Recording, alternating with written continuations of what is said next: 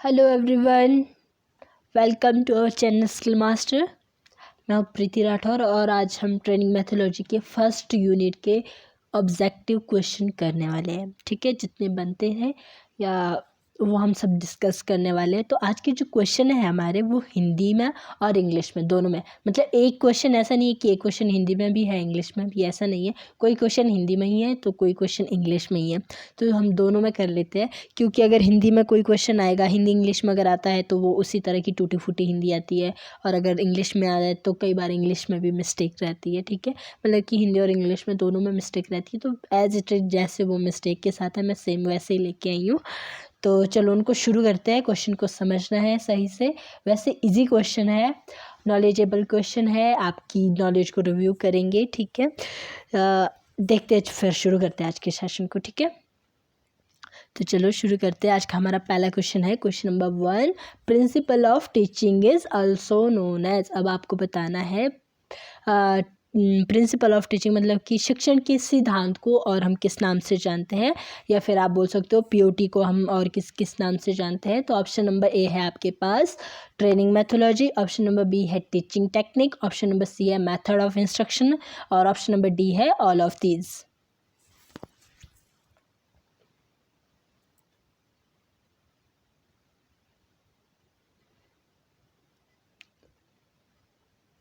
आपके पास 10 से 15 सेकंड का टाइम है हर आंसर देने के लिए, और साथ ही साथ में आप अपना व्यूज़ भी दिए, हर क्वेश्चन के लिए आप अपने व्यूज़ भी दे सकते हो। ओके, बिल्कुल सही हमारा आंसर है ऑल ऑफ दीज, क्योंकि हम पीओटी को ट्रेनिंग मैथोलॉजी भी बोलते हैं, टीचिंग टेक्निक भी बोलते हैं और मेथड ऑफ इंस्ट्रक्शन भी बोलते हैं। ठीक है, तो ये चारों नाम है हमारे ट्रेनिंग मैथोलॉजी के। ठीक है, तो बढ़ते हैं नेक्स्ट क्वेश्चन की तरफ। क्वेश्चन नंबर 2 है हमारे पास, किसी संस्थान की गतिशीलता बनाए रखने के लिए प्रेरक संदेश को क्या कहते हैं। Option number goal, option number B mission, option number C है एम, और ऑप्शन नंबर डी है पर्पस। मतलब कि किसी संस्थान की अगर आपने गतिशीलता बनाए रखनी है तो जो आप उनको प्रेरक संदेश देते हो, मोटिवेशनल मैसेज देते हो, उसको आप क्या कहते हो।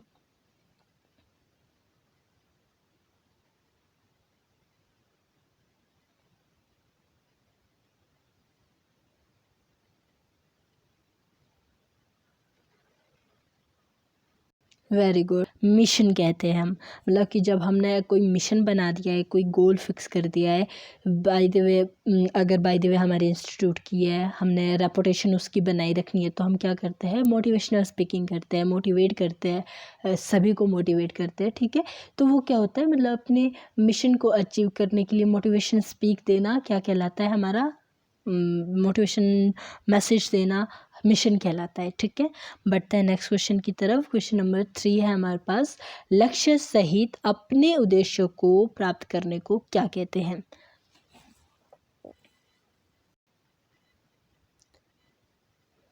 M, mission, objective and goal.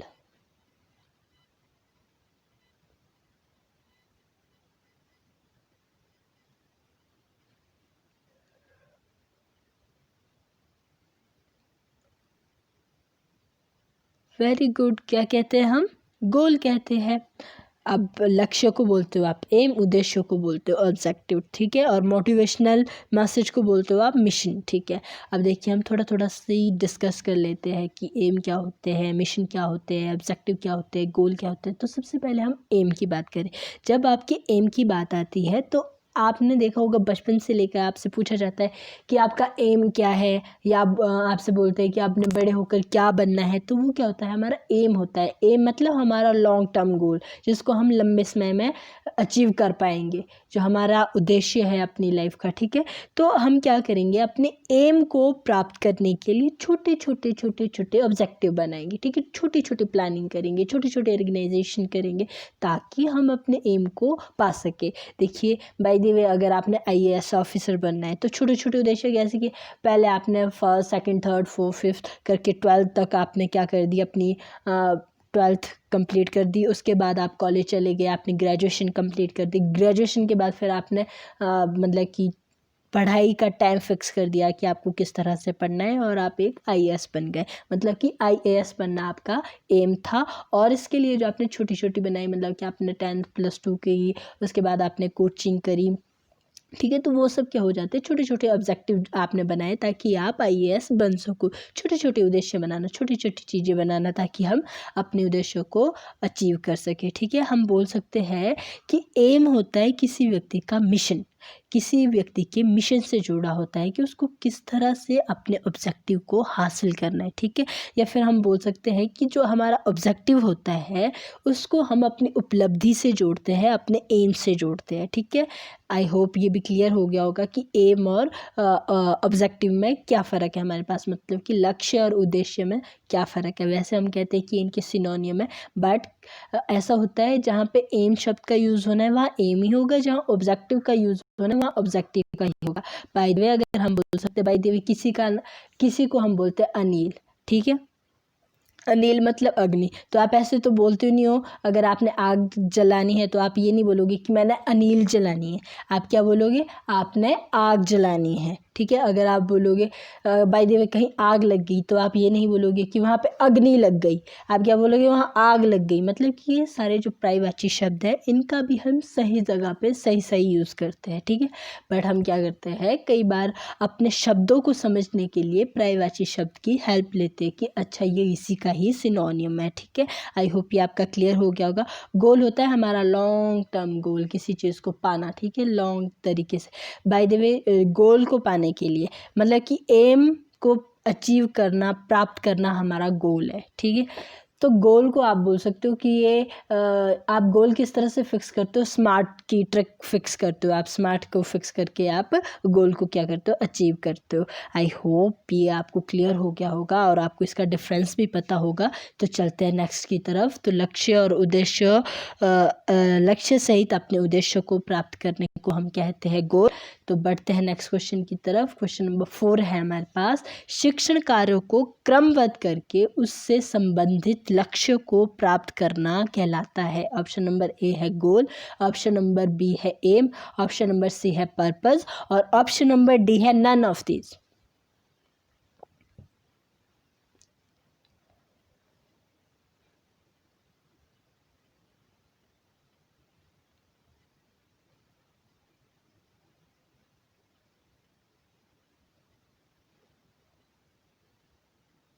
Very good, क्या कहलाता है, एम कहलाता है। देखिए यहाँ क्या कहा इसने, शिक्षण कार्य को क्रमबद्ध करके उससे संबंधित लक्ष्यों को प्राप्त करना क्या कहलाता है, एम कहलाता है। एम क्या कहा मैंने, लॉन्ग टर्म गोल कहा। ठीक है, कि लॉन्ग टर्म गोल है जिसको प्राप्त करने के लिए हम छोटे छोटे क्या बना रहे हैं, ऑब्जेक्टिव बना रहे हैं। तो यही है शिक्षक कार्य को क्रमबद्ध करके, मतलब कि जो हमारी टीचिंग के मेथड थे या टीचिंग करने का जो तरीका है उसको हमने एक एक करके क्या किया, जो हम टीचिंग ऑब्जेक्टिव को हासिल करना चाहते थे, उद्देश्यों को हासिल करना चाहते थे, अपने लक्ष्यों को प्राप्त करना चाहते थे, उसको हमने क्या नाम दिया, वो सब हमने किस लिए किया, गोल के लिए किया।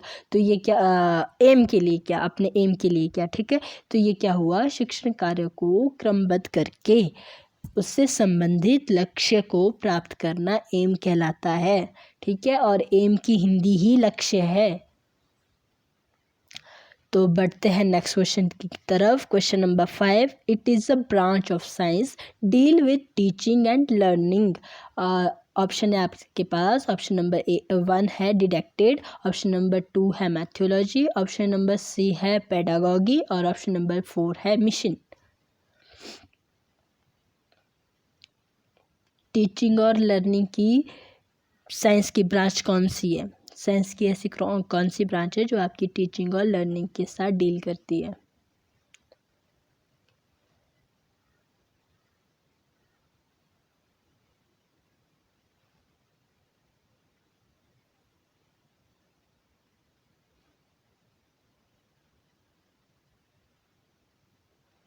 वेरी गुड, पेडागॉगी है। तो साइंस की ब्रांच कौन सी है टीचिंग और लर्निंग की, पेडागॉगी है इनमें से। ठीक है, तो बढ़ते हैं नेक्स्ट क्वेश्चन की तरफ। तो क्वेश्चन नंबर 6 है हमारे पास। सबसे पहले आप बताइए कि DGENT की फुल फॉर्म क्या है।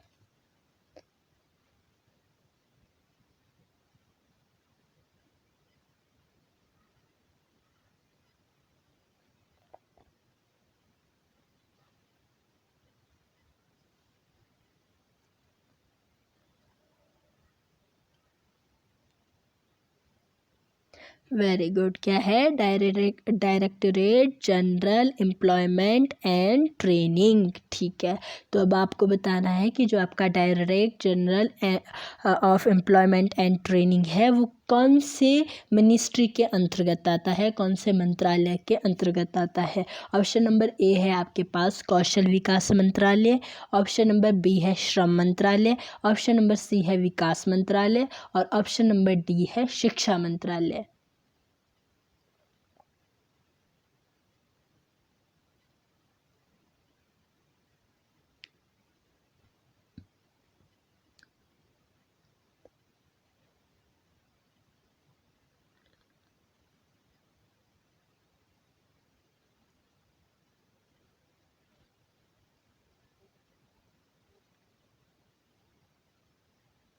Very good, very good. किसके अंदर आता है आपका? Ministry of skill development and entrepreneurship के अंदर आता है। और पीछे क्या दिया है आपका? कौशल विकास मंत्रालय, मतलब कि स्किल डेवलपमेंट मिनिस्ट्री, बट इसका पूरा नाम क्या है? Ministry of skill development and entrepreneurship. ठीक है, तो बढ़ते हैं नेक्स्ट क्वेश्चन की तरफ। तो बढ़ते हैं 7 क्वेश्चन आपसे कह रहा है कि आपको CITS की फुल फॉर्म बतानी है। ऑप्शन नंबर ए है craftsman instructor training scheme, option number B है क्राफ्टमैन इंस्टीट्यूट ट्रेनिंग स्कीम और ऑप्शन नंबर सी है क्राफ्ट इंस्ट्रक्टर ट्रेनिंग की स्कीम और ऑप्शन नंबर डी है नन ऑफ दीज। पूरी पूरी फुल फॉर्म लिखिए।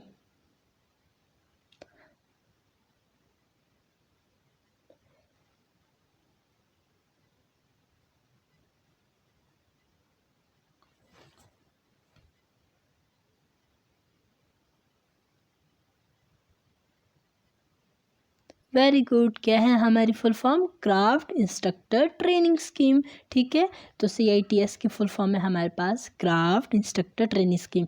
जो क्राफ्ट्समैन लिख रहे हैं वो ध्यान रखिए कि मैन नहीं है, क्राफ्ट इंस्ट्रक्टर ट्रेनिंग स्कीम ही है सिर्फ। ठीक है, तो बढ़ते हैं नेक्स्ट क्वेश्चन की तरफ।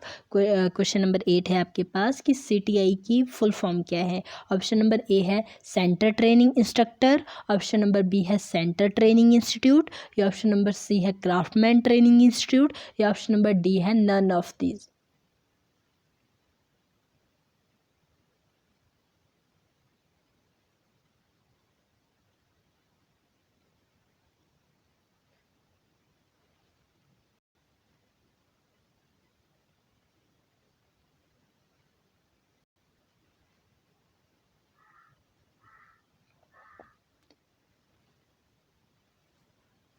Very good, very good, very good. क्या है हमारा आंसर?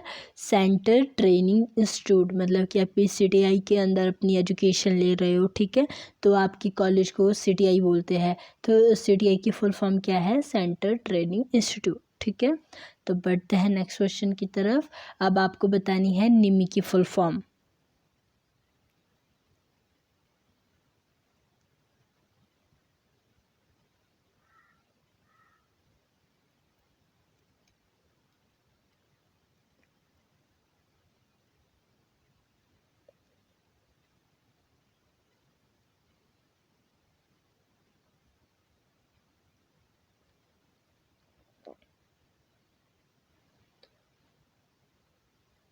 Very good. क्या है?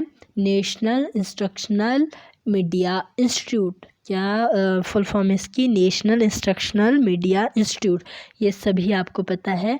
तो बढ़ते नेक्स्ट क्वेश्चन की तरफ। अब आपको सिमी की फुल फॉर्म बतानी है। सिमी मतलब जो सिमी था वो पहले था और अब ये निमी बन चुका है। तो सिमी की फुल फॉर्म क्या हो जाएगी?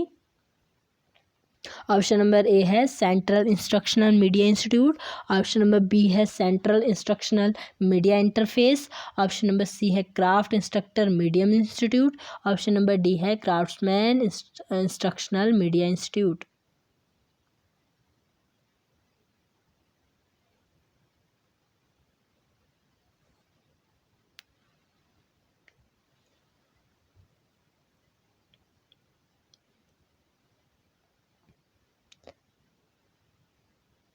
Very good very good. सिर्फ इसमें क्या लगेगा, निमी में है नेशनल, इसमें लग जाएगा central.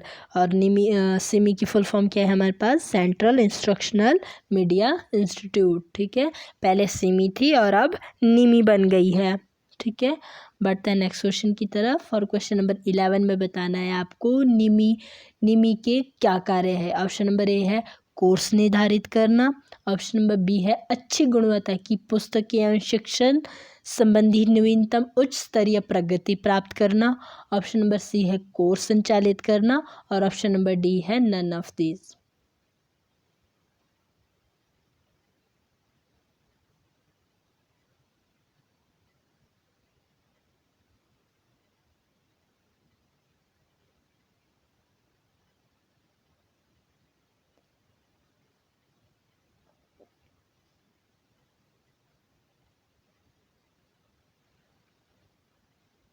Very good very good. तो क्या है हमारा आंसर, ऑप्शन नंबर बी, अच्छी गुणवत्ता की पुस्तकें एवं शिक्षण संबंधी नवीनतम उच्च स्तरीय प्रगति प्राप्त करना। क्योंकि निमी क्या करती है, आपकी पुस्तकें बनाती है। ठीक है, आपको मटेरियल देती है, मतलब कि पुस्तकों के अंदर। ठीक है, ऑप्शन नंबर क्वेश्चन नंबर 12 है अब आपके पास। किस प्रकार की शिक्षा में कॉपी किताबें और एक निश्चित सिलेबस नहीं होता है। ऑप्शन नंबर ए है informal education. Option number B है formal education. Option number C है ऑल एजुकेशन। और ऑप्शन नंबर डी है नन ऑफ दीज।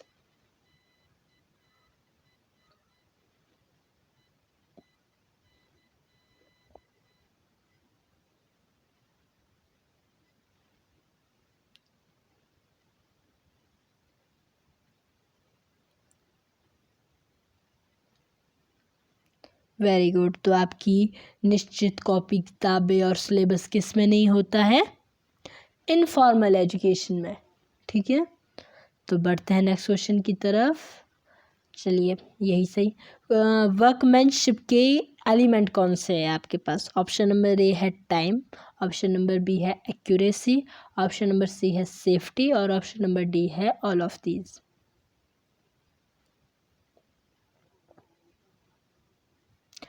टाइम से इसका मतलब है स्पीड से।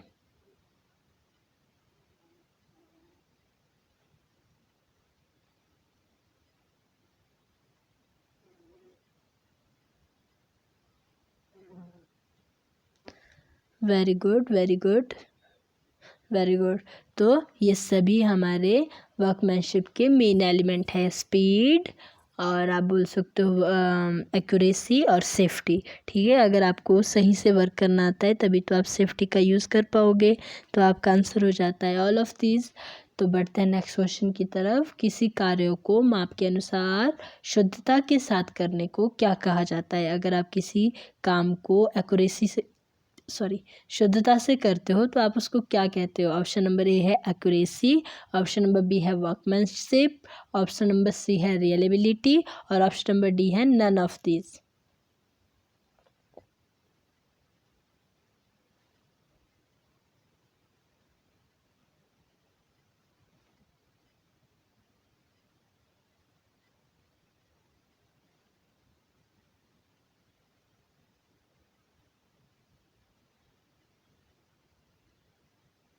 Very good very good. क्या कहते हैं, एक्यूरेसी कहते हैं। क्वेश्चन में ही आंसर दिया हुआ है। ठीक है, किसी कार्य को माप के अनुसार शुद्धता के साथ करने को क्या कहा जाता है। अगर हम किसी काम को एक्यूरेट करते हैं तो वो क्या कहलाएगी, एक्यूरेसी कहलाएगी। ठीक है, बढ़ते हैं नेक्स्ट क्वेश्चन की तरफ। तो क्वेश्चन नंबर 15 है हमारे पास। Plan A course of instruction के लिए आवश्यक है। अगर आपने इंस्ट्रक्शन के लिए प्लानिंग करी है तो उसके लिए क्या क्या चीज़ आवश्यक है। ऑप्शन नंबर ए है सेल्फ। सेल्फ मतलब टीचर, इंस्ट्रक्टर। ठीक है, ऑप्शन नंबर बी है स्टूडेंट। और ऑप्शन नंबर सी है टीचिंग मटेरियल। और ऑप्शन नंबर डी है ऑल ऑफ दिस।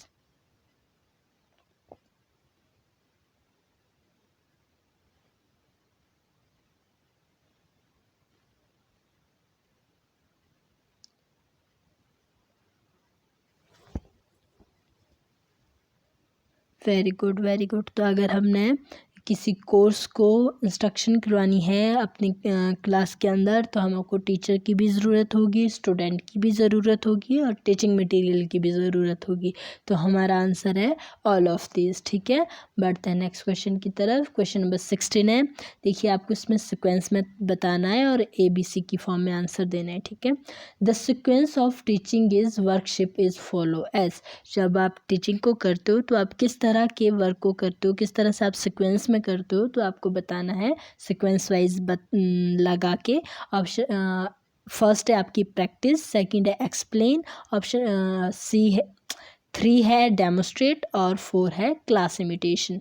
तो ऑप्शन नंबर ए में है आपके पास कि प्रैक्टिस करनी है पहले, उसके बाद एक्सप्लेन करना है, उसके बाद क्लास इमिटेशन करनी है और उसके बाद डेमोस्ट्रेट करना है। और ऑप्शन नंबर बी बता रहा है आपसे कि पहले आपको एक्सप्लेन करना है, फिर आपको डेमोस्ट्रेट करना है, फिर आपको प्रैक्टिस करनी है और उसके बाद आपको क्लास इमिटेशन करनी है। और ऑप्शन नंबर सी बता रही है आपसे कि आपको सबसे पहले एक्सप्लेन करना है और फिर डेमोस्ट्रेट करना है, उसके बाद क्लास इमिटेशन करनी है और उसके बाद प्रैक्टिस करनी है।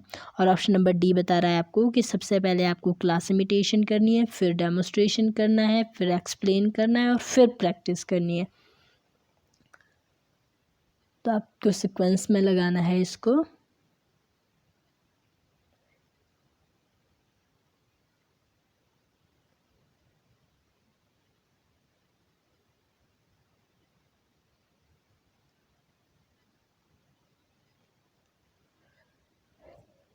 Very good, very good. तो हम किस तरह से वर्कशिप को सीक्वेंस में लगाएंगे, किस तरह से हम सीक्वेंस में करते हैं। तो सबसे पहले हम क्या करते हैं, सबसे पहले हम एक्सप्लेन करते हैं। ऑप्शन नंबर सी हमारा सही आंसर हो जाएगा। तो सबसे पहले हम क्या करेंगे, एक्सप्लेन करेंगे। ठीक है, उसके बाद हम डेमोस्ट्रेट करके दिखाएंगे अपने स्टूडेंट को और फिर हम अपनी क्लास को कहेंगे, अपने बच्चों को कहेंगे कि अब आप इमिटेट कीजिए। इमिटेट करने के बाद कहेंगे कि अब आप इसकी प्रैक्टिस कीजिए। ठीक है, तो ये हो गया हमारा वर्कशिप का एक सीक्वेंस बन गया कि पहले एक्सप्लेन करना है, उसके बाद डेमोस्ट्रेट करना है, उसके बाद क्लास इमिटेशन करनी है और उसके बाद हमारे प्रैक्टिस करनी है। तो हमारा आंसर हो जाता है ऑप्शन नंबर सी। तो बढ़ते हैं नेक्स्ट क्वेश्चन की तरफ। क्वेश्चन नंबर 17 है। Defect in instruction by presentation is. ये प्रेजेंटेशन कौन से स्टेप की बात हो रही है, लेसन प्लान के सेकंड स्टेप की बात हो रही है और पूछा है कि उसको इंस्ट्रक्ट करने में कौन सी डिफेक्ट होते हैं, कौन से गलत तरीके हैं, आपको वो बताने हैं इसमें से। ऑप्शन नंबर ए है रॉन्ग मेथड ऑफ प्रेजेंटेशन करने का रॉन्ग मेथड यूज़ करना। ऑप्शन नंबर बी है sequence of presentation is not proper. अगर आप प्रेजेंटेशन के सीक्वेंस को प्रॉपरली नहीं करते हो, सही तरीके से नहीं करते हो 1 by 1 करके। और ऑप्शन नंबर सी है इम्प्रॉपर वे ऑफ हैंडलिंग और यूज़ ऑफ टीचिंग एड। अगर आप जो आपकी टीचिंग एड्स है उनको आप अच्छे से हैंडल नहीं करते हो और इम्प्रॉपर वे से यूज़ करते हो, तो वो भी आपके इंस्ट्रक्शन का प्रेजेंटेशन इंस्ट्रक्शन का डिफेक्ट है। या ऑप्शन नंबर डी है ऑल ऑफ दीज।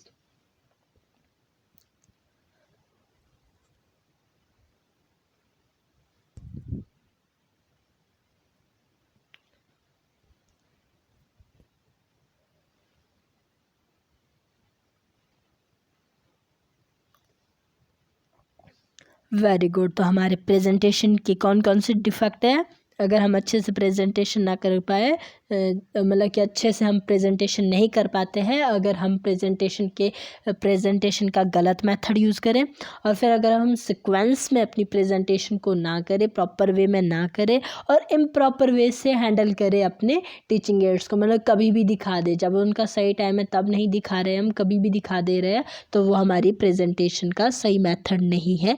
ये सब हमारे प्रेजेंटेशन के डिफेक्ट है। ठीक है, तो हमारा आंसर हो जाएगा ऑल ऑफ दीज। बढ़ते हैं नेक्स्ट क्वेश्चन की तरफ। क्वेश्चन नंबर 18 है आपके पास। विद्यार्थियों के प्रति अनुदेशन की जिम्मेवारियां है, मतलब कि स्टूडेंट के लिए एक इंस्ट्रक्टर की कौन कौन सी रिस्पॉन्सिबिलिटी बनती है। ऑप्शन नंबर ए है आपके पास विद्यार्थी को पढ़ाई में स्वयं निर्भर बनाना। ऑप्शन नंबर बी है विद्यार्थियों का दृष्टिकोण बदलना। ऑप्शन नंबर सी है विद्यार्थियों में अच्छी आदतों का निर्माण करना और ऑप्शन नंबर डी है ये सभी।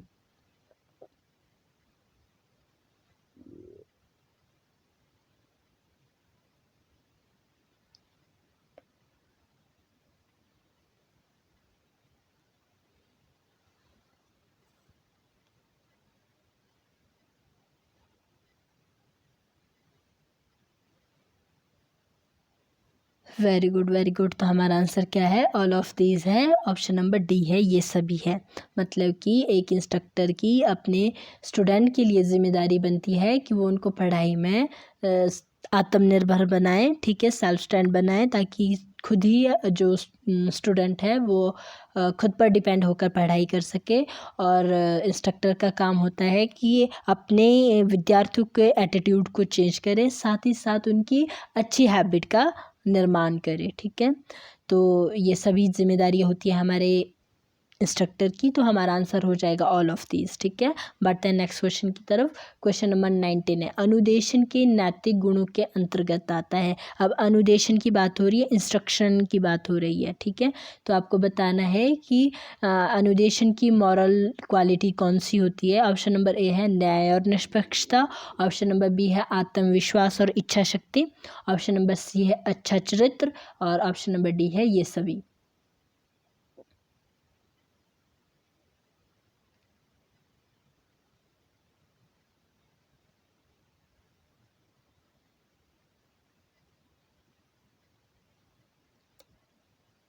Very good very good very good. तो हमारे इंस्ट्रक्शन की अच्छी क्वालिटी यही होती है कि हम न्यायपूर्ण तरीके से और निष्पक्ष तरीके से स्टडी करवाए अपने बच्चों की, ठीक है। उनको आत्मविश्वास और इच्छा शक्ति दे, साथ ही साथ में एक अच्छा चरित्र भी बनाए हम, ठीक है। ओ सॉरी यार, अनुदेशन नहीं है, ये अनुदेशक है। अनुदेशक मतलब कि इंस्ट्रक्टर। एक इंस्ट्रक्टर के अच्छे गुण कौन कौन से हैं कि वो एक न्यायपूर्ण और निष्पक्ष होना चाहिए, उसमें आत्मविश्वास होनी चाहिए, और कॉन्फिडेंस और विल पावर दोनों होनी चाहिए, और उसका अच्छा चरित्र होना चाहिए, अच्छी पर्सनैलिटी होनी चाहिए, ठीक है। तो ये सभी गुण किसके हैं? हमारे इंस्ट्रक्टर के हैं, ठीक है। बढ़ते हैं नेक्स्ट क्वेश्चन की तरफ। क्वेश्चन नंबर 20 है, it is the theory of method of teaching. जो आपकी theory of method of teaching है, मतलब कि थ्योरी के अंदर आप कौन सी मेथड ऑफ टीचिंग का यूज़ करते हो। मतलब कि आप यूज़ कर रहे हो how, what and how, with and what का यूज़ कर रहे हो आप, तो वो किस में करोगे आप? डिडैक्टिक में, या मैथोलॉजी में, या मिशन में, या पेडागॉगी में?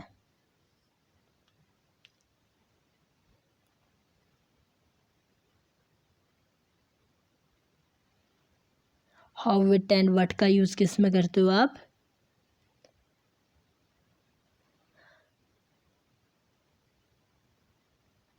Very good very good. Methodology के अंदर करते हैं। मैथोलॉजी में हम देखते हैं हाउ कैसा है, ठीक है, विद किसके साथ जुड़ा हुआ है, व्हाट क्या है, ये सब चीज़ हम किस में पढ़ रहे हैं? अपनी मैथोलॉजी के अंदर पढ़ रहे हैं। मतलब कि जब हम मैथोलॉजी पढ़ रहे हैं तो हम ये सब देखते हैं कि वो कैसा है, किसके साथ जुड़ा है, क्यों है, ठीक है, या क्या है, ठीक है। वर्ड का मतलब क्या होता है ना। तो बढ़ते हैं नेक्स्ट क्वेश्चन की तरफ। क्वेश्चन नंबर 21 है हमारे पास, फुल फॉर्म ऑफ FTI। अब आपको FTI की फुल फॉर्म बतानी है। ऑप्शन नंबर ए है foreman training institute. Option number B है फॉगन training institute. Option number C है foreman training institute, foreman training institute, या ऑप्शन नंबर डी है नन ऑफ दीज।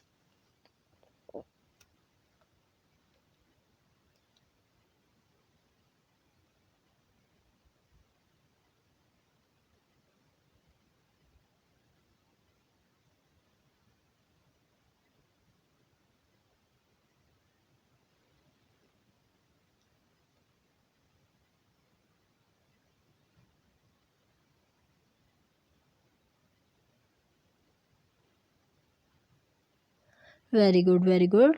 तो हमारा आंसर क्या हो जाएगा? ऑप्शन नंबर ए, फॉरमैन की स्पेलिंग क्या होगी? FOUREMAN, ठीक है। तो हमारा आंसर क्या है? Foreman training institute. तो आपको पता है इसको कब सबसे पहले इस्टेब्लिश किया गया था? सबसे पहले 1972 में बेंगलोर में इस्टेब्लिश किया गया था, और उसके बाद 1982 में जमशेदपुर में, ठीक है, याद रखना है इसको भी। तो बढ़ते हैं नेक्स्ट क्वेश्चन की तरफ। अब आपको बताना है कि पेडागोगी में क्या इन्वॉल्व है, व्हाट, वाई, हाउ, या फिर ऑप्शन नंबर बी है व्हाट और हाउ, ऑप्शन नंबर सी है हाउ विद व्हाट, और ऑप्शन नंबर डी है नन ऑफ दीज। पेडागोगी मतलब कि बच्चों के पढ़ाने की बात आ रही है। बच्चों को हम किस तरह से बच्चे किस तरह से पढ़ते हैं, बच्चों को किस तरह से पढ़ाया जाता है, समझाया जाता है, सिखाया जाता है, उसके लिए हम कौन से क्वेश्चनिंग का यूज़ करते हैं।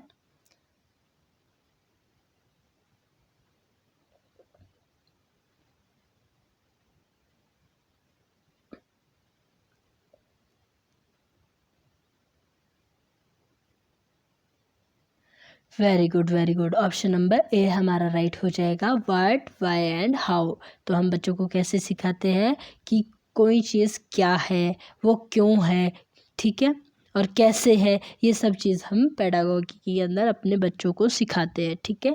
बढ़ते हैं नेक्स्ट क्वेश्चन की तरफ। क्वेश्चन नंबर 23 है, deductive teaching and learning and lesson की इंस्ट्रक्शन इनमें से है। मतलब कि जब आप डिडक्टिव टीचिंग और लर्निंग कर रहे होते हो तो आप कौन से क्वेश्चन का यूज़ करते हो, ठीक है।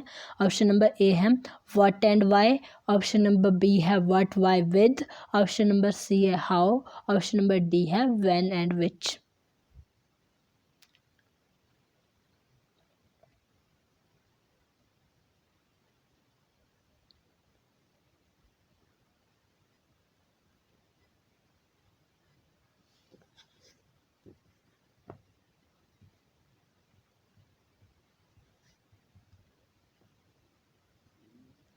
Very good very good. तो हम डिटेक्टेड किस तरह से करते हैं, ये क्या है और क्यों है, व्हाट एंड वाई का यूज़ करते हैं, ठीक है। व्हाट एंड वाई क्वेश्चन का यूज़ करते हैं हम डिटेक्टिव में टीचिंग लर्निंग के लिए, ठीक है। बढ़ते हैं नेक्स्ट क्वेश्चन की तरफ। क्वेश्चन नंबर 24 है आपके पास, लक्ष्य को उद्देश्य सहित प्राप्त करना क्या कहलाता है। ये शायद हम कर भी चुके हैं अभी अभी।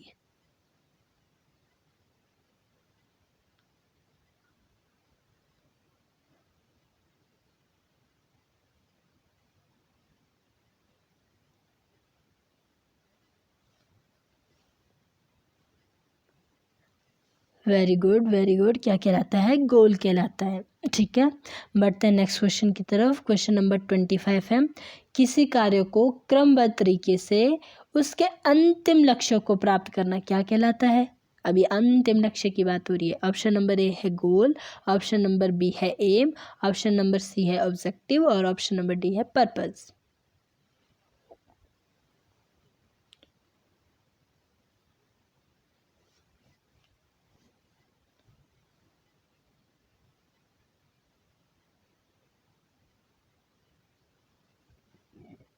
Very good. तो लॉन्ग टर्म गोल क्या होता है, हमारा एम होता है। तो इसमें भी क्या पूछा है कि शिक्षक कार्य को क्रमबद्ध तरीके से उसके अंतिम लक्ष्य को प्राप्त करना क्या कहलाता है, एम कहलाता है। Very good.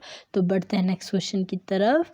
अब आपको बतानी है कि DGENT की योजना क्या है, मतलब कि director general of employment and training की कौन सी योजना है, ठीक है। ऑप्शन नंबर ए है कंपनियों में काम कराना, ऑप्शन नंबर बी है कुशल कारीगर बनाना, ऑप्शन नंबर सी है अस्त्र शस्त्र बनाना और ऑप्शन नंबर डी है ऑल ऑफ दीज, ये सभी।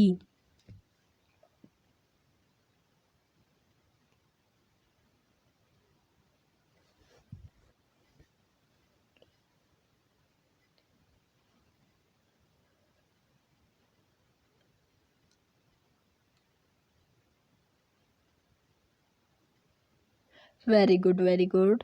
तो DGT का क्या काम है, क्या योजना है उसकी, कुशल कारीगर बनाना, कि उसको स्किल्ड मैन पावर बनानी है, ठीक है, स्किल्ड मैन बनाने हैं, ठीक है। तो बढ़ते हैं नेक्स्ट क्वेश्चन की तरफ। और अब आपको बताना है कि जो आपका अप्रेंटिसशिप एक्ट था उसको पार्लियामेंट ने कब पास किया। ऑप्शन नंबर ए है 1960 में किया, ऑप्शन नंबर बी है 1963 में किया, ऑप्शन नंबर सी है 1962 में किया और ऑप्शन नंबर डी है 1961 में किया।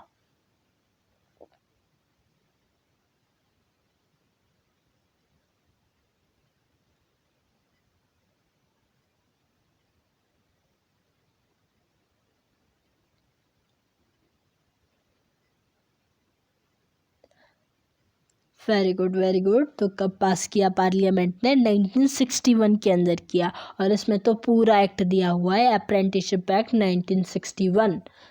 तो पहले दिया हुआ है, क्वेश्चन में दिया हुआ है, आंसर भी वही आएगा कि जब 1961 लिखा है इसके पीछे तो 1961 में ही पार्लियामेंट ने पास किया होगा, ठीक है।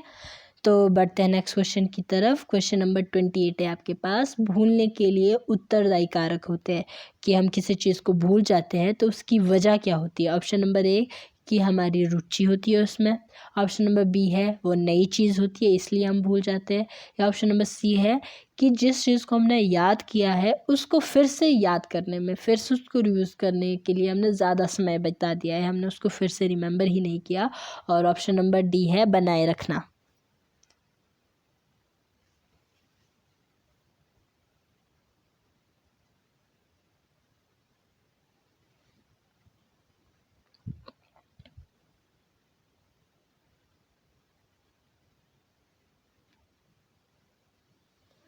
Very good very good. तो भूलने के लिए उत्तरदायी कारक कौन से होते हैं कि याद रखने के बाद ज़्यादा समय बिता देना। ठीक है, किसी चीज़ को हमने याद किया और उसके बाद उसको फिर से हमने छोड़ दिया, उसको पढ़ा ही नहीं, लिखा ही नहीं। बाय दी वजह से देखिए बचपन में हमने जो थी अ आ को पूरी तरह से पूरी वर्ण व्यंजन हमने याद कर दिए हुए थे। ठीक है, बट अगर हम पूछेंगे अभी, कहेंगे कि आप पूरा अ से लेकर ग तक लिखिए, तो हम बहुत सारे अक्षर खा जाएंगे। तो मतलब कि हमारे को हिंदी बोलनी आती है, बट हिंदी के ही हम जो हमारे वर्ण है, व्यंजन है, स्वर और व्यंजन है, उनको हम पूरी तरह से नहीं लिखेंगे, पूरे प्रॉपर वे में नहीं लिखेंगे। बहुत सिंपल एग्जाम्पल है, चाहे आप कभी इसको करके देख लेना, आप किसी ना किसी अक्षर को खा ही जाओगे, मतलब उसको लिखोगे नहीं। ठीक है, भूल जाओगे। तो वही चीज़ होती है कि कोई चीज़ आपको याद है बट आपने उसको फिर से रिवाइज ही नहीं किया, रिमेंबर ही नहीं किया, रिकॉल ही नहीं किया। रिकॉल करना तो नहीं आएगा इसमें, मतलब ये आएगा कि रिकॉल करोगे आप लिखते बारी, रिकलेक्शन करोगी कि इसके बाद क्या आएगा क्या आएगा। बट जो भूलने की जिम्मेदारी रहती है वो यही होती है कि हमें कोई चीज़ आती थी बट हमने फिर उसको रिवाइज ही नहीं किया और इसलिए हम उसको भूल गए। ठीक है, तो बढ़ते हैं नेक्स्ट क्वेश्चन की तरफ। अब आपको बतानी है कि जो आपकी एजुकेशन है वो कौन से शब्द से मिलकर बना है। एजुकेशन से, डोको से, एडुकेटम से, या ऑल ऑफ दिस से।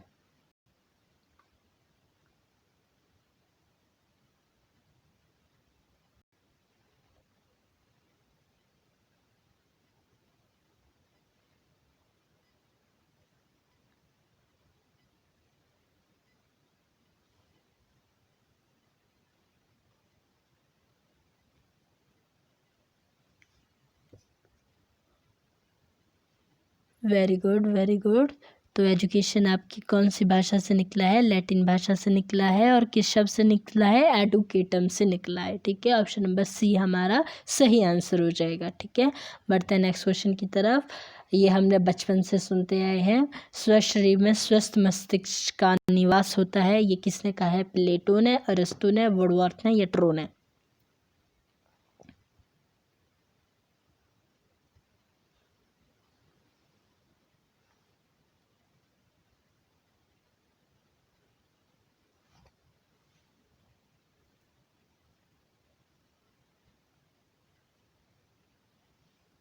Very good very good. किसने कहा है, अरस्तु ने कहा है। अरस्तु कहते हैं कि अगर आप फिट एंड फाइन होंगे तभी आपका दिमाग भी तेज़ होगा। ठीक है, तो इनकी विचारधारा क्या थी, स्वस्थ शरीर में स्वस्थ मस्तिष्क का निवास होता है, विकास होता है। ठीक है, स्वस्थ शरीर में स्वस्थ मस्तिष्क का विकास होता है। ठीक है, ये कहा है हमारे अरस्तु ने। तो बढ़ते हैं क्वेश्चन नंबर 31 की तरफ। और क्वेश्चन नंबर 31 पूछा है आपसे, साइकोलॉजी शब्द की उत्पत्ति किस भाषा से हुई है। ऑप्शन नंबर ए है आपके पास जापानी लैंग्वेज से हुई है। ऑप्शन नंबर बी है जर्मनी लैंग्वेज से हुई है। ऑप्शन नंबर सी है यूनानी से हुई है। या ऑप्शन नंबर डी है लैटिन से हुई है।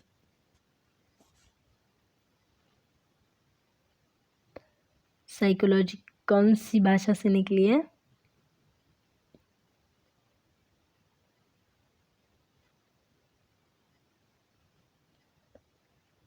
Very good very good. तो साइकोलॉजी निकली है हमारी यूनानी भाषा से। ठीक है, मतलब कि जो साइकोलॉजी शब्द की उत्पत्ति थी वो यूनानी भाषा से हुई है। ठीक है, तो बढ़ते हैं नेक्स्ट क्वेश्चन की तरफ। अब यहाँ पे बताने हैं आपको कि स्किल के मेन एलिमेंट कौन से है। ऑप्शन नंबर ए है ऑब्जर्वेशन, ऑप्शन नंबर बी है प्रेजेंटेशन, ऑप्शन नंबर सी है इमिटेशन, और ऑप्शन नंबर डी है time and speed.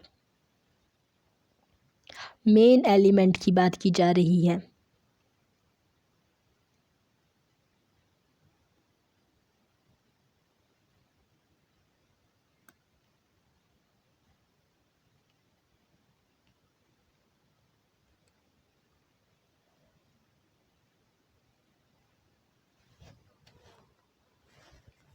Very good very good. तो ऑप्शन नंबर डी हमारा आंसर हो जाएगा। तो कौशल के, स्किल के मेन एलिमेंट कौन कौन से हैं हमारे पास? वेरी गुड, एक्यूरेसी, स्पीड और वर्कमैनशिप। तो ये हमारे पास ऑप्शन में क्या दिया है? स्पीड दी हुई है, ठीक है। तो इनमें से कौन सी है हमारी मेन एलिमेंट स्किल के? तो टाइम एंड स्पीड दी हुई है हमारे कौशल के मेन एलिमेंट इन ऑप्शन में से, ठीक है। बढ़ते हैं नेक्स्ट क्वेश्चन की तरफ। पोस्ट कार्ड में सी का मतलब क्या होता है?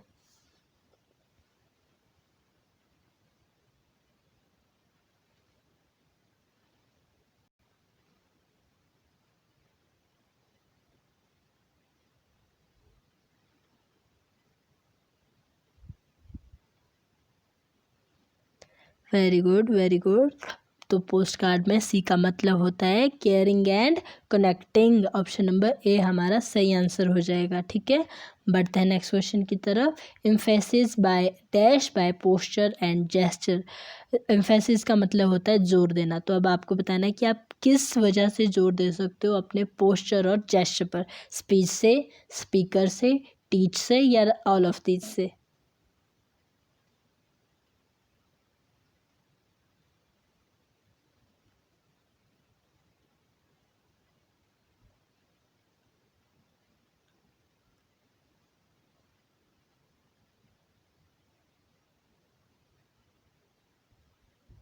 Very good very good. तो स्पीच मतलब जब हम स्पीच देंगे तब हमारे जेस्चर पोस्चर सामने आएंगे, ठीक है। तो emphasise speech by posture and gesture, ठीक है। बढ़ते हैं नेक्स्ट क्वेश्चन की तरफ। क्वेश्चन नंबर 35 है। Observe and instil habit of dash among the learner. Option number A है oh shit, observe and it still habit of dash among the lesson. Option number A है learner, option number B है trainer, option number C है vendor और option number D है all of these.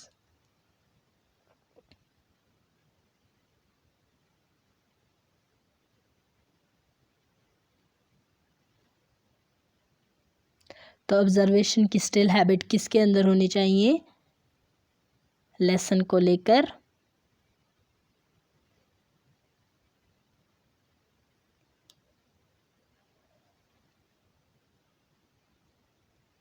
Very good very good very good.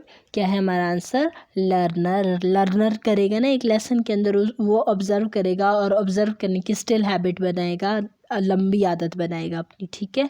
तो बढ़ते हैं next question की तरफ। अब यहाँ पे आ रही है इनफॉर्मल एजुकेशन कौन सी होती है? ऑप्शन नंबर ए है माता पिता व परिवार से जो मिलती है, मतलब कि इंफॉर्मेशन इनफॉर्मल एजुकेशन कहाँ से मिलती है? ऑप्शन नंबर ए है माता पिता व परिवार से, ऑप्शन नंबर बी है स्कूल से, ऑप्शन नंबर सी है दोनों से या ऑप्शन नंबर डी है नन।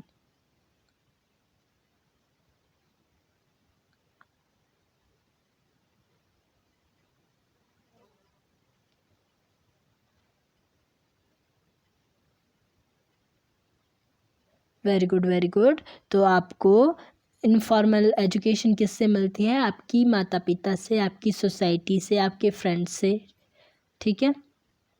आपको आपके माता पिता, परिवार, सोसाइटी या फिर आप बोल सकते हो आपके फ्रेंड्स से मिलती है, ठीक है। तो इनफॉर्मल एजुकेशन क्या हुआ है? जिसका कोई सब्जेक्ट जो है वो डिसाइड नहीं है, ठीक है। आप इसको किसी भी वे में सीख सकते हो।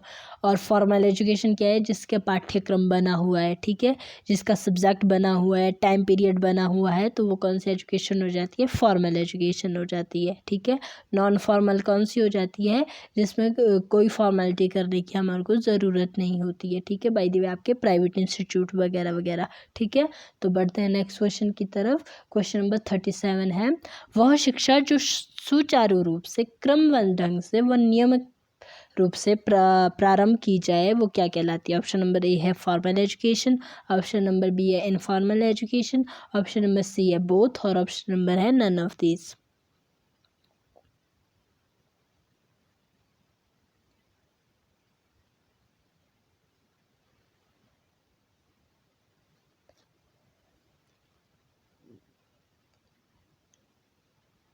Very good. कौन सी एजुकेशन होती है? फॉर्मल एजुकेशन होती है। अभी अभी अभी हमने बताया और ये सभी को पता है, इसलिए नॉर्मल से क्वेश्चन है, हम ज़्यादा फोकस इन पे नहीं कर रहे हैं, ठीक है। तो बढ़ते हैं नेक्स्ट क्वेश्चन की तरफ।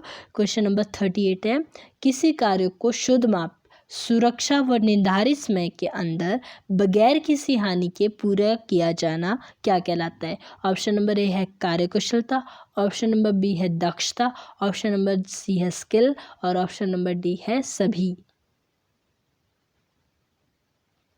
कार्यकुशलता होगी हमारी वर्कमैनशिप, दक्षता होगी हमारी एबिलिटी नहीं कॉम्पिटेंसी और ऑप्शन नंबर सी होगी skill.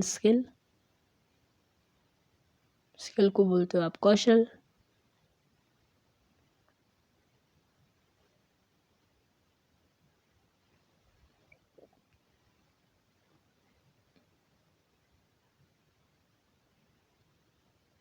Very good very good. तो क्या कहलाती है? वर्कमैनशिप कहलाती है, कार्यकुशलता कहलाती है। अगर हम किसी काम को बिल्कुल एक्यूरेट तरीके से करें, निर्धारित टाइम के अंदर करें, ठीक है, अच्छी स्पीड के अंदर करें, ठीक है, और बिना किसी डिफेक्ट के करें, बिना किसी हानि के करें, तो वो क्या कहलाती है? वर्कमैनशिप कहलाती है, कार्यकुशलता कहलाती है। तो बढ़ते हैं नेक्स्ट क्वेश्चन की तरफ। और इसमें कहा है कि कार्यकुशलता की मूल्यांकन करने के मुख्य बिंदु है, मतलब अगर आप वर्कमैनशिप को मेज़र करना चाहते हो तो उसके मेन पॉइंट कौन से हैं? ऑप्शन नंबर ए है समय, टाइम, ऑप्शन नंबर बी है शुद्धता मतलब एक्यूरेसी और ऑप्शन नंबर सी है कार्यकुशलता मतलब वर्कमैनशिप और ऑप्शन नंबर डी है ऑल ऑफ दीज।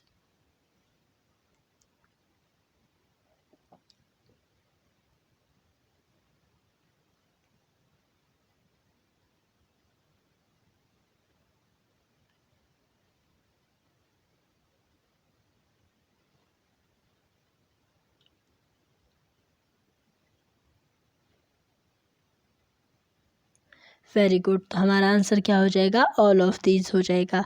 अगर हमने अपनी कार्यकुशलता देखनी है कि हम में कार्यकुशलता है या नहीं है, तो हम देखते हैं तो हमारे पास मेन पॉइंट कौन कौन से होते हैं कि हमारे को कितना समय लगा, हमारी स्पीड कितनी है, टाइम कितनी लगी, ठीक है। साथ ही साथ में जो स्किल हमने परफॉर्म की है वो कितनी एक्यूरेट है और ऑप्शन नंबर सी होता है जब हमारे पास हमने टाइम को भी कंज्यूम कर दिया है, एक्यूरेसी भी आ गई है, मतलब कि ज़्यादा टाइम के बजाय कम टाइम लिया है, मतलब कि टाइम को कंज्यूम किया है, ठीक है। तो वो क्या कहलाती है? हमारी कार्यकुशलता कहलाती है, वर्कमैनशिप कहलाती है। तो वर्कमैनशिप को मेज़र करने के ये 3 पॉइंट है हमारे पास, टाइम, एक्यूरेसी और वर्कमैनशिप, ठीक है। तो बढ़ते हैं नेक्स्ट क्वेश्चन की तरफ। एक अच्छे अनुदेशक, अब आया हमारा इंस्ट्रक्टर। अब आपको बताना है कि एक अच्छे इंस्ट्रक्टर की कौन सी विशेषता होती है, कौन सी क्वालिटी होती है, कौन से करेक्टरिस्टिक होते हैं। ऑप्शन नंबर ए है उचित नॉलेज, ऑप्शन नंबर बी है समय का पालन करने वाला, ऑप्शन नंबर सी है अच्छा व्यवहार करने वाला और ऑप्शन नंबर डी है ऑल ऑफ दीज।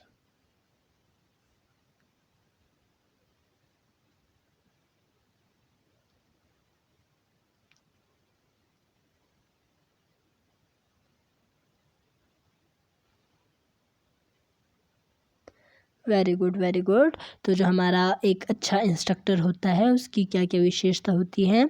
उसके पास अच्छी सब्जेक्ट नॉलेज होती है और वो मतलब क्या बोलते हैं उसको, समय का पालन करने वाला, पंचुअल होता है, ठीक है, और अच्छा बिहेवियर उसका होता है। तो ये सभी गुण हमारे अनुदेशक की विशेषता होती है, करेक्टरिस्टिक होती है। इसके अलावा और भी बहुत सारी करेक्टरिस्टिक होती है बट यहाँ पे 3 दी है, तो ऑप्शन के मुताबिक हमारा आंसर ऑल ऑफ दीज हो जाएगा, ठीक है।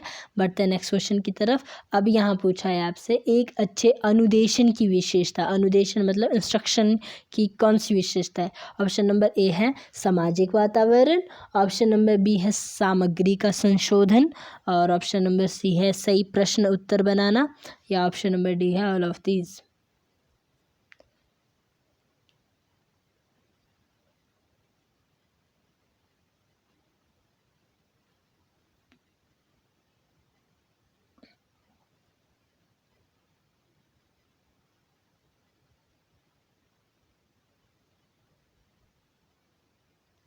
Very good very good. तो हमारा आंसर क्या हो जाएगा, ऑल ऑफ दीज हो जाएगा, क्योंकि जब हमने इंस्ट्रक्शन करनी है तो इंस्ट्रक्शन करने के लिए सबसे पहले हमारे को अपना लर्निंग इन्वायरमेंट बनाना होता है। जो आपके सोशल इन्वायरमेंट जिसको आप बोल रहे हो, सोशल इन्वायरमेंट जो है वो लर्निंग का जैसा होना चाहिए, ठीक है।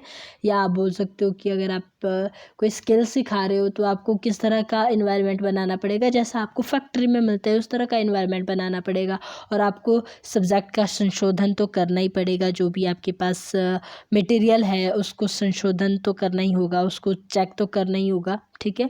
और आपको अच्छे से क्वेश्चन आंसर बनाने होंगे, ठीक है। तो ये सभी हमारे अनुदेशन की अच्छी विशेषताएं हैं, ठीक है। तो इनके अलावा और भी है जिनको हम पहले ही कर चुके हैं, ठीक है। तो बढ़ते हैं नेक्स्ट क्वेश्चन की तरफ। क्वेश्चन नंबर 42 है आपके पास, प्रिंसिपल ऑफ टीचिंग में टीटी का मतलब क्या होता है। ऑप्शन नंबर ए है time test, option number B है test technique, option number C है टीचिंग टेक्निक, और ऑप्शन नंबर डी है none of these.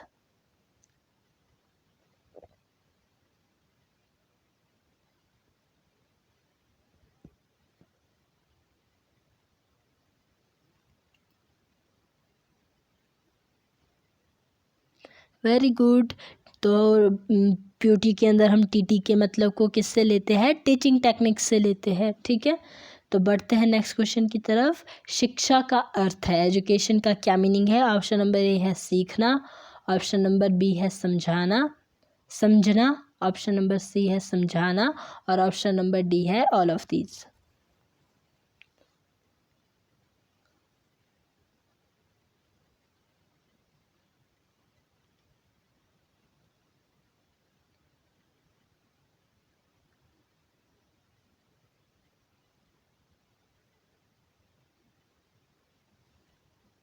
Very good very good. तो ये सभी है हमारा लर्निंग भी करनी, अंडरस्टैंड भी करनी और कॉम्प्रिहेंड करके किसी चीज़ को समझाना। तो ये सभी हमारे शिक्षा के अर्थ होते हैं कि आप नई चीज़ को सीखिए, नई चीज़ को समझिए और आपको अच्छे से समझाना आना चाहिए, ठीक है। तो हमारा आंसर हो जाएगा ऑल ऑफ दीज। तो बढ़ते हैं नेक्स्ट क्वेश्चन की तरफ। अब आपको बतानी है शिक्षण पद्धति का क्या अर्थ है। शिक्षण पद्धति मतलब टीचिंग मेथड। टीचिंग मेथड का क्या मीनिंग है। ऑप्शन नंबर ए है विधि, कि किस तरीके से करना है, रीति किस तरह से करना है, ऑप्शन नंबर सी है ढंग या क्रम, मतलब कि उस काम को करने का तरीका और आगे बढ़ने का वन बाय वन करके, या ऑप्शन नंबर डी है all of these.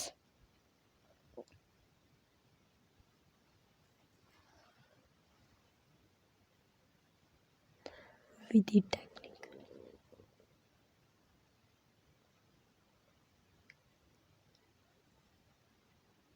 Very good very good. तो हमारा आंसर क्या हो जाएगा, ऑल ऑफ दीज हो जाएगा। तो इंस्ट्रक्शनल टीचिंग मेथड का क्या अर्थ होता है कि किस तरीके से हम कर रहे हैं, किस मेथड से हम कर रहे हैं, ठीक है। और रीति मतलब किस तरह से हम कर रहे हैं, वन बाय वन करके, ठीक है। ढंग उसको प्रेजेंट करने का तरीका हो गया, और वन बाय वन करना क्रम हो गया, ठीक है। तो हमारा आंसर क्या हो जाएगा, ऑल ऑफ दीज हो जाएगा। तो बढ़ते हैं क्वेश्चन नंबर 45 की तरफ। शिक्षण के सिद्धांत है। ऑप्शन नंबर ए मनोवैज्ञानिक विधियों का प्रयोग, ऑप्शन नंबर बी है सुव्यवस्थित सामग्री व प्रणाली का उपयोग, और ऑप्शन नंबर सी उपयुक्त दोनों, और ऑप्शन नंबर डी है नन ऑफ दीज, इनमें से कोई नहीं।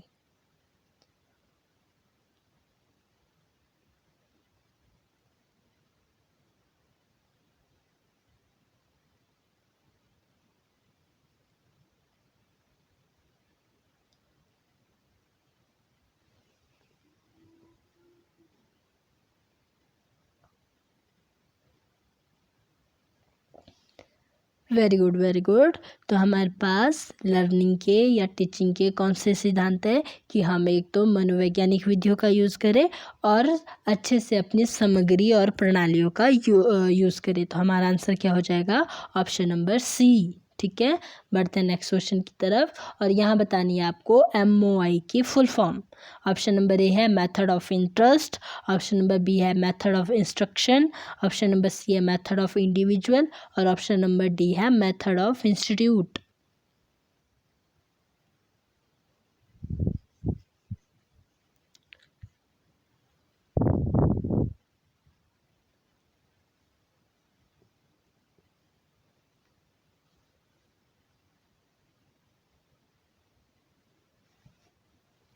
Very good very good. तो हमारा आंसर क्या हो जाएगा?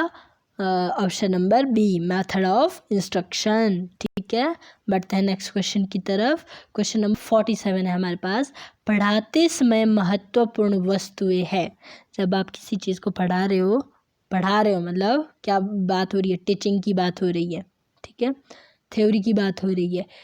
तो पढ़ाते समय महत्वपूर्ण वस्तुएं कौन सी है? ऑप्शन नंबर ए है मशीन, ऑप्शन नंबर बी है औजार, ऑप्शन नंबर सी है ब्लैक बोर्ड या वाइट बोर्ड, और ऑप्शन नंबर डी है ऑल ऑफ दीज।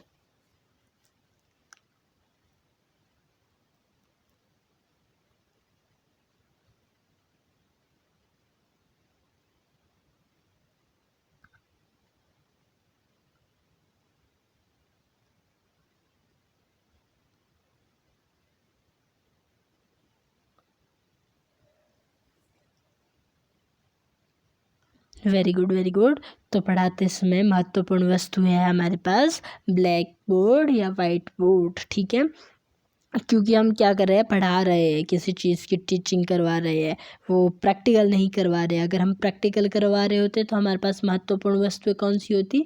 मशीन और औजार हो जाते। ठीक है, तो बढ़ते हैं नेक्स्ट क्वेश्चन की तरफ। और आपको बताना है 48 क्वेश्चन में सरकार ने टेक्नीशियन सेंटर खोलने प्रारंभ किए। ऑप्शन नंबर ए है 1950 में, ऑप्शन नंबर बी है 1951 में, ऑप्शन नंबर सी है 1952 में, और ऑप्शन नंबर डी है 1960 में।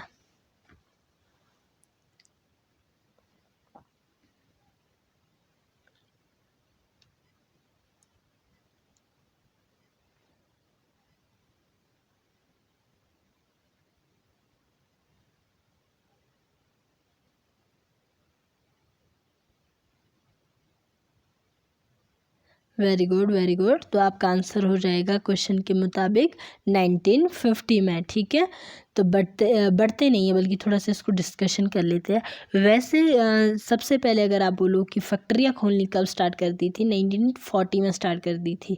1940 से 1950 तक पहुँचते पहुँचते किस तरह से पहुँचे? तो देखिए, जब 1940 में गवर्नमेंट ऑफ इंडिया ने सबसे पहले वोकेशनल एजुकेशन को शुरू करने का सिलसिला, मतलब कि उन्होंने शुरू कर दिया कि उनको वोकेशनल एजुकेशन देनी है, इसके बारे में उन्होंने विचार विमर्श किया और उन्होंने क्या कर दिया? एक ट्रेनिंग स्कीम शुरू कर दी हमारे बिलासपुर के अंदर, जो कि छत्तीसगढ़ में आता है। ठीक है, उस बिलासपुर में उन्होंने एक ट्रेनिंग स्टार्ट कर दी जिसमें टेक्नीशियन ट्रेनिंग वो दे रहे थे। ठीक है, और उन्होंने देखा कि मतलब कि जो फैक्ट्रीज़ हैं, हमारी कंपनीज़ हैं, उसके अंदर हमको वर्कर की ज़रूरत पड़ रही है। तो 1946 में उन्होंने क्या कर दिया कि उन्होंने एक स्कीम चला दी। ठीक है, वॉर टेक्नीशियंस, मतलब कि वॉर टेक्नीशियंस में मतलब कि उनको युद्ध तकनीकी सिखाई जा रही थी, युद्ध तकनीकी से रिलेटेड औजार बनाने सिखाए जा रहे थे। ठीक है, और ये सिलसिला इनका चलता रहा 1950 तक। 1950 में मतलब कि जो 1946 में शुरू हुआ उसमें एक्स सर्विसमैन को क्या की गई? ट्रेनिंग प्रोवाइड करवाई गई और 1950 में कंप्लीट कर दी गई। जो हमारे एक्स सर्विसमैन थे, आर्मी मैन थे, उनकी ट्रेनिंग कंप्लीट कर दी गई। और फिर 1950 में इसको सार्वजनिक तौर पर खोला गया था। ठीक है, आप बोल सकते हो कि इसको सेंट्रल लेवल पे खोल दिया गया था हमारे नागरिकों के लिए, ताकि नागरिक जाके क्या कर सके? वोकेशनल एजुकेशन को ले सके। तो अगर इसमें ये कहा होता कि भारत सरकार ने टेक्नीशियन सेंटर कब खोले, मतलब कि आम जनता के लिए, नागरिकों के लिए, तो 1950 में खोले, बट स्टार्ट कब कर दिए थे? 1940 में कर दिए थे। ठीक है, तो ऑप्शन के मुताबिक आपका आंसर हो जाएगा 1950। ठीक है, तो बढ़ते हैं नेक्स्ट क्वेश्चन की तरफ। अब यहाँ पे पूछा है, यहाँ पे सही तरीके से इस क्वेश्चन को पूछा गया है, भारत सरकार द्वारा अप्रेंटिस कानून कब पास किया गया? ऑप्शन नंबर ए है 12 दिसंबर 1961 में, ऑप्शन नंबर बी है 12 दिसंबर 1962 में, या ऑप्शन नंबर सी है 12 दिसंबर 1960 में, या ऑप्शन नंबर डी है 12 दिसंबर 1966 में, मतलब 1966 में।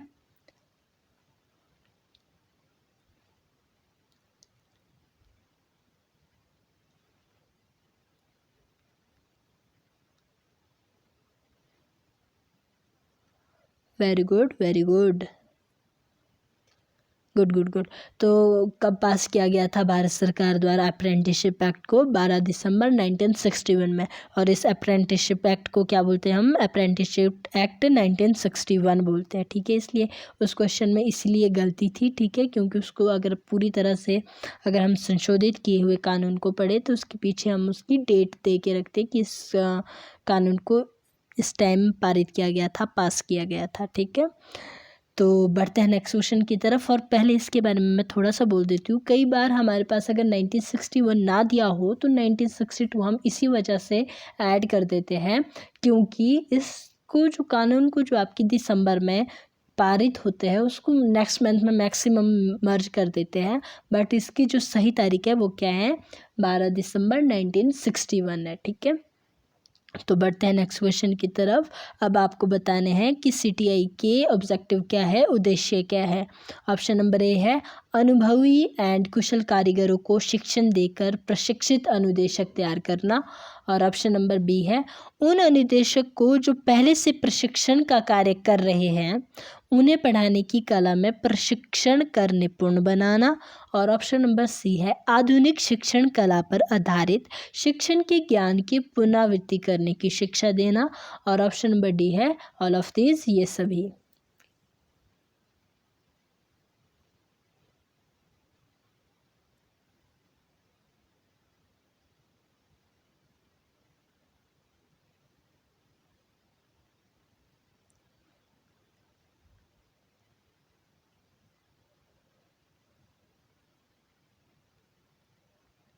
Very good. तो ये सभी हमारे मेन ऑब्जेक्टिव है सीटीआई के, ठीक है। अब देखिए जो हम ट्रेनी हैं तो हम लोगों को क्या कर रहे हैं, अभी हम अनुभवी तो नहीं है बट हम अनुभव लेंगे, एक्सपीरियंस करेंगे, ठीक है। साथ ही साथ में हम एक कुशल कारीगर बनेंगे, स्किल्ड मैन बनेंगे और एक अच्छे इंस्ट्रक्टर बनेंगे, ठीक है। ये भी इनका एक मेन ऑब्जेक्टिव है। और मतलब कि जो पहले से आईटीआई में हमारे इंस्ट्रक्टर है उनके लिए भी है ये स्कीम कि वो भी जाए। और पहले था कि वो जाते थे सीटीआई के अंदर ट्रेनिंग लेते थे, ठीक है। वो ट्रेनिंग उनको इसलिए दी जाती थी कि ताकि वो अच्छे से पढ़ा सके, अपनी थ्योरी को और स्किल को अच्छे से सिखा सके, ठीक है। और ऑप्शन नंबर सी है हमारे पास कि शिक्षण कला पर आधारित शिक्षण, मतलब कि जो हमारी जो शिक्षण आधारित कला है जिसको हम बोलेंगे कि हमारा जो टीचिंग मेथड है उसको अच्छे तरीके से हम सिखा सके, अच्छी नॉलेज दे सके कि उसको किससे पुनरावृत्ति करनी है, किस तरह से एप्लीकेशन करनी है, ये सब चीज़ हम सिखा सके, ठीक है। ये सीटीआई के उद्देश्य थे। तो अभी मैं बात कर रही थी कि जो हमारे इंस्ट्रक्टर थे जिन्होंने सीटीआई की ट्रेनिंग नहीं की थी उनके लिए पहले कहा गया था कि वो ट्रेनिंग ले उसके बाद ही वो मतलब कि आईटीआई के अंदर जॉब कर सकते हैं। बट अब इन्होंने क्या कर दिया कि इन्होंने इसको चेंज करके क्या कह दिया कि भाई आपने सिर्फ एग्ज़ाम ही देना है, फिर आपको सीटीआई हो गई मतलब, ठीक है। तो बढ़ते हैं नेक्स्ट क्वेश्चन की तरफ। Full form of C STARI. अब यहाँ पे सी स्टारी की बात हो रही है, अब आपको सी स्टारी की फुल फॉर्म बतानी है। ऑप्शन नंबर ए है central staff training and research information. और ऑप्शन नंबर बी है central staff training and research instructor. Option number C है या 3 है central staff teaching and research institute. और ऑप्शन नंबर 4 है आपके पास central staff teaching research institute.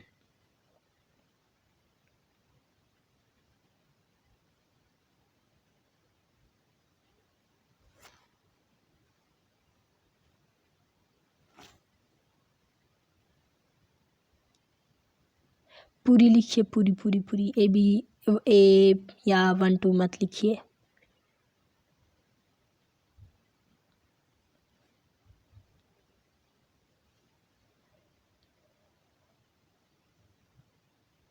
Very good very good very good. तो हमारी सी स्टारी की फुल फॉर्म क्या है? Central staff training and research information. क्या है हमारे पास 51 का answer central staff training and research information. तो आपको पता है ये सी स्टारी कहाँ पर है, इसका ऑफिस कहाँ पे है?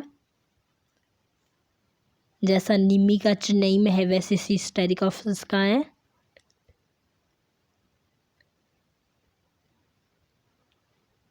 Very good very good, Calcutta में है, ठीक है। बढ़ते हैं नेक्स्ट क्वेश्चन की तरफ। अब आपको बतानी है कि जो सी स्टारी है उसको किस देश की मदद से खोला गया है? जर्मनी से, जर्मनी की मदद से खोला गया है, या जिनेवा की मदद से खोला गया है, या फिर अमेरिका की मदद से खोला गया है, या फिर फ्रांस की मदद से खोला गया है?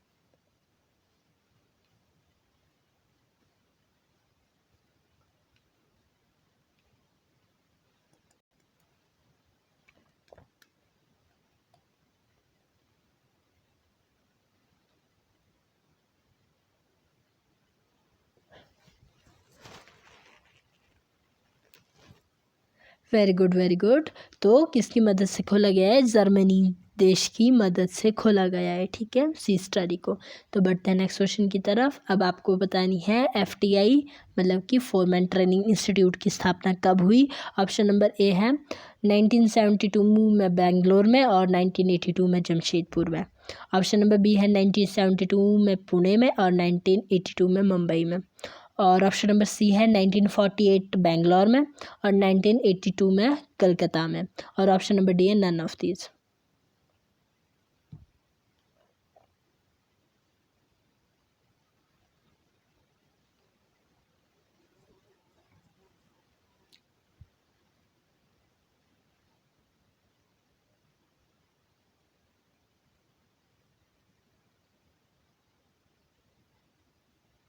Very good, very good. तो कौन सा ऑप्शन है हमारा? ऑप्शन नंबर ए कि 1972 में सबसे पहले बेंगलोर में खोला गया, और उसके बाद 1982 में जमशेदपुर में खोला गया। क्या? फोरमैन ट्रेनिंग इंस्टीट्यूट, ठीक है, फोरमैन की ट्रेनिंग के लिए इंस्टीट्यूट को, ठीक है। तो बढ़ते हैं नेक्स्ट क्वेश्चन की तरफ, और इसमें पूछा है कि शिक्षण क्या है, टीचिंग क्या है? ऑप्शन नंबर ए है एक कला एवं विज्ञान, a art as well as science. Option number B है समाज और संगठन, सोसाइटी एंड ऑर्गेनाइजेशन है, या ऑप्शन नंबर सी है इनमें से कोई नहीं, ऑप्शन नंबर डी है ये सभी है।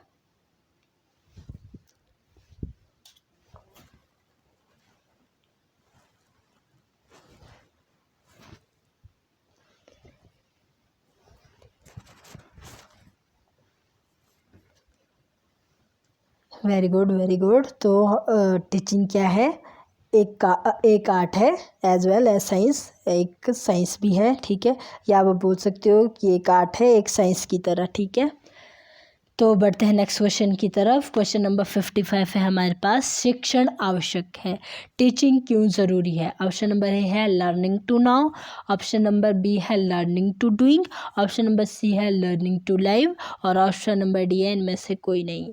ऑप्शन नंबर ए बता रहा है आपसे ताकि आप सीख सको कि किस तरह से सीखना है, ठीक है, लर्निंग टू नो मतलब किस तरह से सीखना है, सीखना जानने के लिए आप लर्निंग करते हो, शिक्षण करते हो।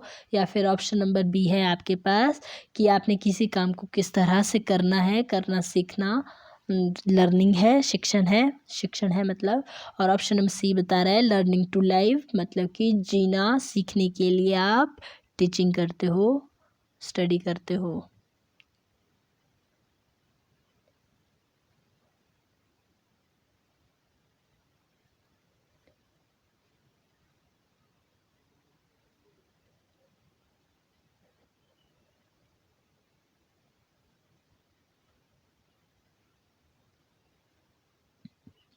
Very good, very good. तो आप इसको डी के बजाय इनमें से आपके पास ऑप्शन नंबर ई है ऑल ऑफ दीज।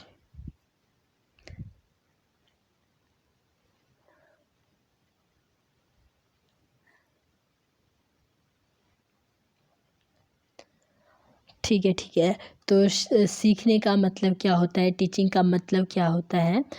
तो टीचिंग की आवश्यकता क्यों होती है? ताकि हम किसी चीज़ को सीख सके, ठीक है, किसी चीज़ को कर सके, और हम जीना भी मतलब कि जी सके। अगर हमारे पास शिक्षा होगी तभी हमारे पास नौकरी होगी, या फिर जॉब होगी, काम होगा, तभी हम जी पाएंगे। तो शिक्षण हमारे लिए इन सभी के लिए आवश्यक है, ठीक है। तो जो हमारे क्वेश्चन में वो हमारे को एक्स्ट्रा मार्क्स मिलते हैं ना, वो ऐसे ऐसे क्वेश्चन की वजह से मिलते हैं जिसका ना क्वेश्चन समझ आए ना आंसर दिया हो ऑप्शन में, ठीक है। तो बढ़ते हैं नेक्स्ट क्वेश्चन की तरफ। क्वेश्चन नंबर 57 है आपके पास कि एप्लीकेशन के तुरंत बाद हमें क्या करनी चाहिए, प्रेजेंटेशन या इवेल्युएशन या प्रेपरेशन या all of these?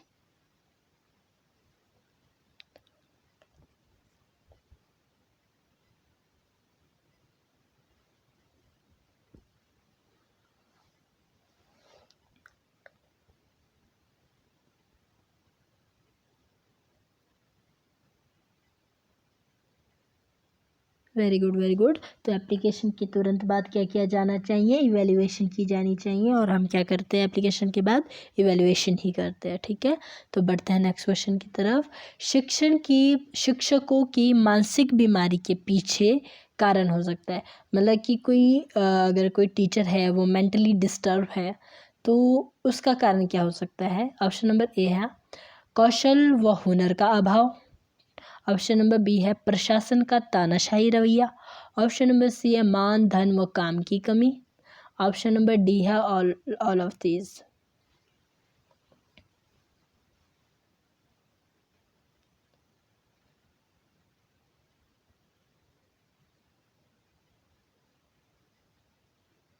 Very good very good. अगर कोई किसी शिक्षक को मानसिक बीमारी हो गई है तो उसकी पीछे की वजह क्या हो सकती है? हो सकता है कि उसको मतलब कि अच्छे से स्किल नहीं आती हो, वो स्किल करने में असफल हो, सिखाने में असफल हो, या फिर जो उसके प्रशासन है, मतलब कि जो ऑफिस वाले लोग हैं वो उस पर बहुत ज़्यादा तानाशाही रवैया बनाए जा रहे हैं, दबाव डाल रहे हैं, तो इस वजह से भी हो सकता है वो मानसिक बीमारी का शिकार हो जाए। या हो सकता है मतलब कि उसको सम्मान नहीं मिल रही है, रिस्पेक्ट नहीं मिल रहा है, और धन नहीं मिल रहा है, काम नहीं मिल रहा है करने को, वर्क नहीं मिल रहा है करने को, ठीक है। तो इस वजह से भी उसको मानसिक बीमारी हो सकती है। तो आंसर क्या है हमारा? ऑल ऑफ दिस है, ठीक है। ये इजी से क्वेश्चन थे, सभी को आते थे। इसमें कोई क्वेश्चन डाउटफुल हो तो कहना, ठीक है। तो आज का सेशन हमारा इन क्वेश्चन के साथ कंप्लीट हो जाता है, और आंसर की मैंने आपको दे दी है। अगर आपको ये पीडीएफ चाहिए हो तो आप कह सकते हो, वरना इसकी आई थिंक कोई ज़रूरत भी नहीं है। तो बढ़ते हैं लास्ट की तरफ। मेरे साथ जुड़ने के लिए बहुत बहुत धन्यवाद। अगर आप नए हैं तो स्किल मास्टर चैनल को सब्सक्राइब कीजिए। आपको वीडियो अच्छी लगी तो लाइक कीजिए, इन्फॉर्मेटिव लगी तो अपने फ्रेंड के साथ भी शेयर कीजिए, और मेरे साथ जुड़ने के लिए आपका बहुत बहुत धन्यवाद। Bye bye all, take care all. मिलते हैं सर की क्लास में।